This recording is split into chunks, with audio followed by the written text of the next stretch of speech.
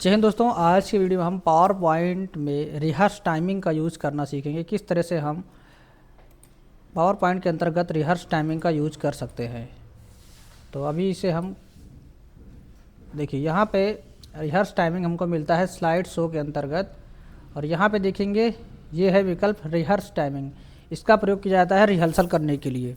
ठीक, यदि आपको कहीं प्रेजेंटेशन देना है और आप ये जानना चाहते हैं कि किस स्लाइड पे हमको कितना समय देना है, तो उसको रिहर्सल करने के लिए हम लोग रिहर्स टाइमिंग का यूज़ करते हैं।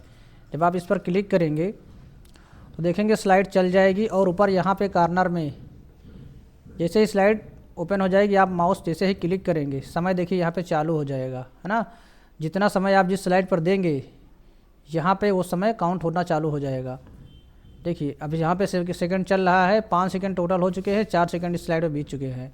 जैसे कि कंप्यूटर में इनपुट डिवाइस का क्या कार्य होता है। इनपुट डिवाइस का मुख्य कार्य डाटा या सूचना को कंप्यूटर में भेजना होता है। ठीक, बस इतना हो गया। अब हमको नेक्स्ट स्लाइड पर जाना है, तो फिर से दूसरी स्लाइड पे हम पढ़ेंगे कि input device of computer. Computer में यहाँ पे कुछ इनपुट डिवाइस दी गई हैं: camera, touch screen, mouse, keyboard, webcam, trackball, microphone, scanner. बस इतना हो गया। इतना समय हम यहाँ पे दिए 11 सेकेंड दिए, 12 सेकेंड। जैसे ही अगली स्लाइड पर जाएंगे और टोटल समय यहाँ पे 32 सेकेंड हो चुका है। अब इसका समय चालू हो जाता है। कंप्यूटर में आउटपुट डिवाइस का क्या कार्य होता है। वे उपकरण जिनके द्वारा कंप्यूटर से प्राप्त परिणामों को प्राप्त किया जाता है आउटपुट डिवाइस कहलाते हैं, है ना। अंग्रेजी में पढ़ना है तो device by which the result obtained from computer are called output device. बस इतना काम हो गया। अब अगली स्लाइड पे चलते हैं। इनमें से कौन एक इनपुट डिवाइस नहीं है। ठीक, तो ऑप्शन है माउस नहीं है, कि कीबोर्ड नहीं है, या फिर स्कैनर नहीं है, कि प्रिंटर नहीं है। कौन सी इनपुट डिवाइस नहीं है। ठीक, अब हम यहाँ पे आंसर हमारा सही होगा प्रिंटर, है ना, क्योंकि प्रिंटर कैसी डिवाइस है, आउटपुट डिवाइस है। तो चली गई। फिर आ गया एग्जाम्पल ऑफ आउटपुट डिवाइस। यहाँ पे कितने CRT monitor, TFT monitor, laser printer, inkjet printer, dot matrix printer, speaker, plotter, multimedia projector, ये सभी किसके एग्जाम्पल है, आउटपुट डिवाइस के। तो यहाँ पे हमने देखिए 12 सेकेंड इस स्लाइड के लिए दिया। अब टोटल हमारे स्लाइड का अभी तक समय कितना हो गया है, 1 मिनट 24 सेकेंड। अब हम इसी तरह से अगली स्लाइड पर जाएंगे। अब यहाँ पे हमारा टॉपिक होता है शुरू कि टॉप 30 क्वेश्चन इसमें हमने रखे हुए हैं इनपुट और आउटपुट डिवाइस के। अब पहला क्वेश्चन है कि कंप्यूटर की मेमोरी में डाला गया कोई आंकड़ा या निर्देश को क्या माना जाता है। स्टोरेज, आउटपुट, इनपुट, इंफॉर्मेशन, है ना। तो कौन सा आंसर सही है वो आप हम बताएंगे डिटेल में, है ना। फिर है अगला यहाँ पे निम्नलिखित में से किस समूह में केवल इनपुट डिवाइस है। Mouse, keyboard, monitor, keyboard mouse, printer, mouse keyboard, plotter, scanner, mouse keyboard. कौन सा इसमें सही होगा। स्कैनर, माउस, कीबोर्ड, ये तीनों हमारे इनपुट डिवाइस है। तो हमने यहाँ पे बता दिया। अब इसको बताने में लगे हमको 20 सेकेंड। अब हम आगे स्लाइड पे चलेंगे। अगर आप इसमें चाहे कुछ लिखना तो लिख भी सकते हैं पेन से, कि इसका जो सही आंसर हमारा होगा डी वाला हो जाएगा, है ना। फिर हम अगली स्लाइड पे चलते हैं।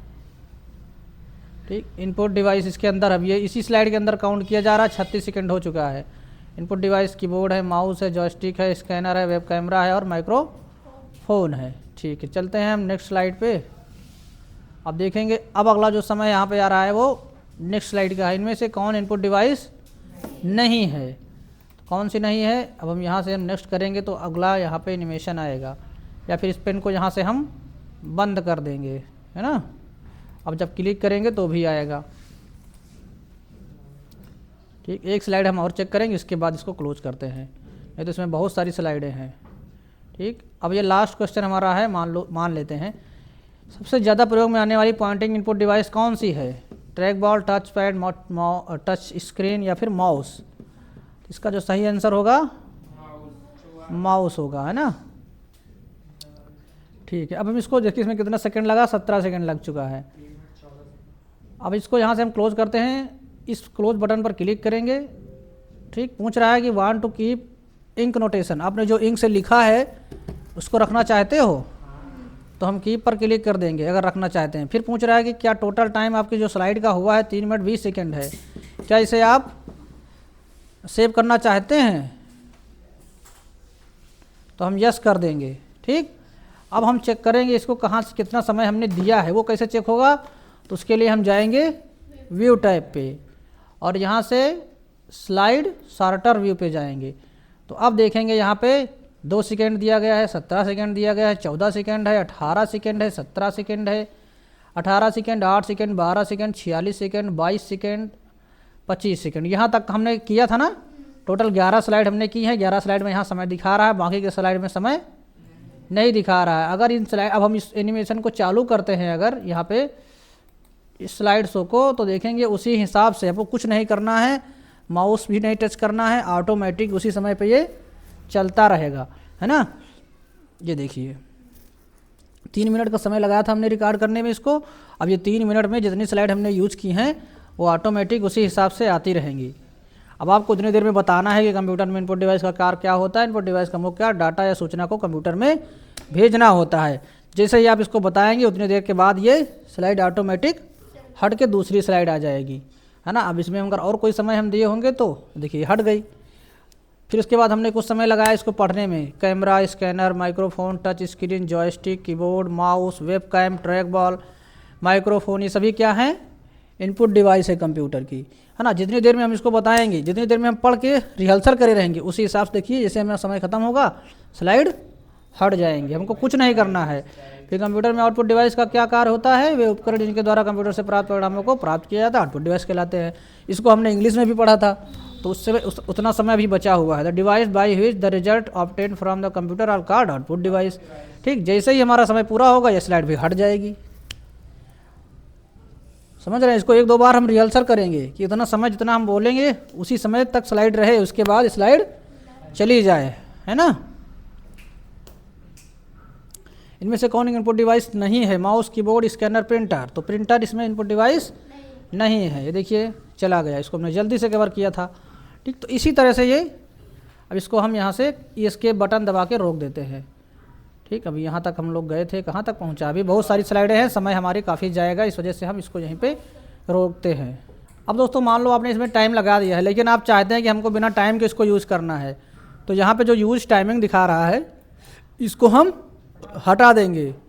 ठीक, उसके बाद अगर हम स्लाइड शो को चालू करेंगे तो फिर अब हम माउस से क्लिक करके इसको चला सकते हैं, है ना। अब अभी अपने आप नहीं होगा, जो हमने टाइमिंग दिया है उसी हिसाब से नहीं चलेगा। अब हमको क्लिक करके इसको आगे बढ़ाना पड़ेगा, है ना। अगर तो यूज टाइमिंग अगर रखेंगे तो इसी हिसाब से चलेगा। ठीक, और प्ले नरेशन क्या है, जब हम इसको रिकॉर्ड करे रहेंगे, ठीक, तो रिकॉर्ड जो करे रहेंगे आवाज़ वो भी इसमें साथ में आए, तो उसके लिए प्ले नरेशन का यूज़ किया जाता है। इसको हम अगले वीडियो में देखेंगे, जो कि यहाँ पे ऑप्शन है रिकॉर्ड स्लाइड शो। तो दोस्तों आई होप आपको समझ में आया होगा किस तरह से यहाँ पे हम रिहर्स टाइमिंग का यूज़ करते हैं। बाकी और वीडियो देखने के लिए आप हमारे चैनल पर जा सकते हैं, प्लेलिस्ट में आपको बहुत सारे वीडियो मिल जाएंगे। मिलते हैं इस वीडियो में। अगर वीडियो अच्छा लगा तो लाइक करिए, चैनल पर नए हैं सब्सक्राइब नहीं तो सब्सक्राइब करके बेल आइकन को प्रेस कर लीजिए, जिससे कि कोई वीडियो अपलोड करे तो नोटिफिकेशन बिल्कुल टाइम पर मिलते रहे। मिलते हैं हम नेक्स्ट वीडियो में, तब तक के लिए बाय, टेक केयर, जय हिंद, वंदे मातरम।